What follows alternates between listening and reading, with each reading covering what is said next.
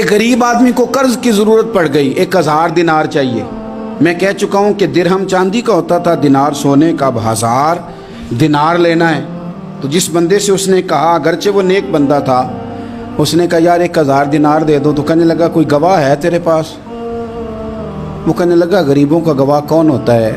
ہاں ایک گواہ ہے۔ کہا کون؟ کہا میرا رب، وہ تیرے اور میرے بیچ گواہ ہے۔ اس نے کہا کوئی کفیل، اگر تو پیسے نہ دے سکے تو وہ بعد میں دے دے، یا تجھے کچھ ہو جائے تو وہ دے دے۔ اس نے کہا کفیل بھی میرا اللہ ہی ہے، میرے پاس اگر ہے تو رب کریم کا نام ہے، اگر اعتماد کر سکتا ہے تو کر لے۔ بندہ نیک تھا، اس نے کہا رب کے نام پہ، رب کی کفالت پہ، اللہ کو گواہ بنا کے میں تیار ہوں تجھے 1000 دینے کو۔ اس نے 1000 دینار دے دیا، وقت واپسی کا طے ہو گیا۔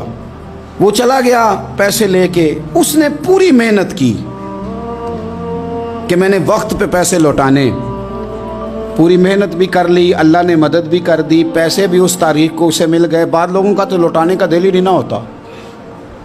فرمایا حدیث پاک میں کہ تو لوٹانے کا ارادہ کر، رب تیری مدد بھی فرمائے گا۔ لیکن یہاں بہت سارے لوگ کہتے ہیں خیر ہے، ارادہ ہی نہیں، تو پھر جس طرح کا بندے کا گمان ہو رب بھی اسی طرح کا معاملہ فرماتا ہے۔ اس نے پیسے جمع بھی کر لیے اور واپس دینے کو تیار بھی ہو گیا، لیکن رستہ بحری جہاز کا تھا، کشتی کا تھا، دریا کے رستے واپس آنا تھا۔ اب وہ جب آ گیا دریا کے کنارے تو بڑی کوشش کی، پر وہاں اسے کوئی کشتی نہیں ملی۔ وقت پہ پیسے لوٹانے ہیں، سفر کرنا ہے، اب سواری میسر نہیں ہے۔ سوچ سوچ کے پریشان تھا کہ میں نے تو اللہ کے نام پہ لیے۔ اچانک دل میں ایک تجویز آئی، اس نے ایک لکڑی لی، لکڑی کو اندر سے کھولا، 1000 دینار اس میں بھرا، بخاری پڑھ رہا ہوں، اور ساتھ ایک خط بھی لکھا کہ یار میں پیسے پہنچانا چاہتا تھا پر مجھے کوئی چیز نہیں ملی دریا کے اس پار آنے، اللہ کے نام پر تیری طرف روانہ کر رہا ہوں۔ اور یہ کہہ کہ وہ لکڑی دریا میں رکھ دی۔ وہ لکڑی ڈوب گئی ہے، واپس آ گیا۔ وہ جس نے پیسے لینے تھے وہ عین مقررہ وقت پر دریا کنارے آیا۔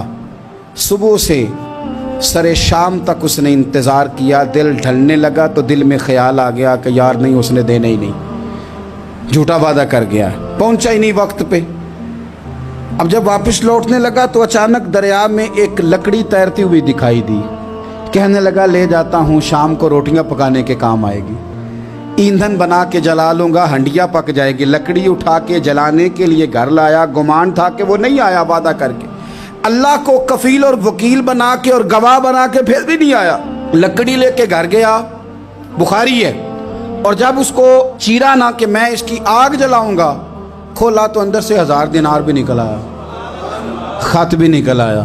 اب ذرا سمجھنا، اس کے دل میں بات کس نے ڈالی کہ تو لکڑی میں پیسے ڈال دے؟ اللہ نے۔ اس بندے کو مقررہ وقت پہ کنارے بھیجا کس نے؟ لکڑی صرف اسی کے ہاتھ آئی تو یہ بندوبست کیا کس نے؟ اللہ نے۔ گھر جا کے چیری تو پیسے بحفاظت اس تک پہنچائے کس نے؟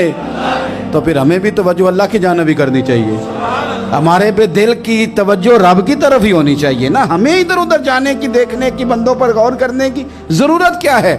وہ پیسے پہنچ گئے، یہ وہاں اپنی جگہ پہ پریشان تھا، اس نے 1000 دینار اور جمع کیا۔